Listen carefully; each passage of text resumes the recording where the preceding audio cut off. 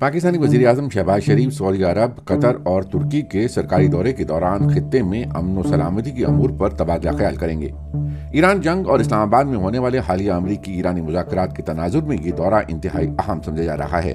पाकिस्तान की दफ्तर खारजा के मुताबिक सऊदी अरब और कतर के दौरे दो तरफा ताल्लुकात के तनाजुर में होंगे, जहां वज़ीर-ए-आज़म शहबाज शरीफ सऊदी और कतरी क़यादत से मुलाकातें भी करेंगे।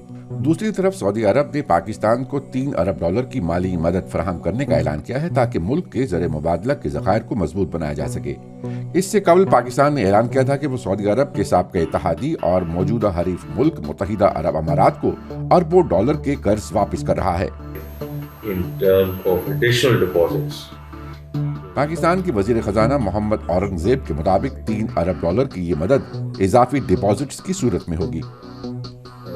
वो उसकी जो डिस्बर्समेंट है वो हमारे पास आ जाएगी।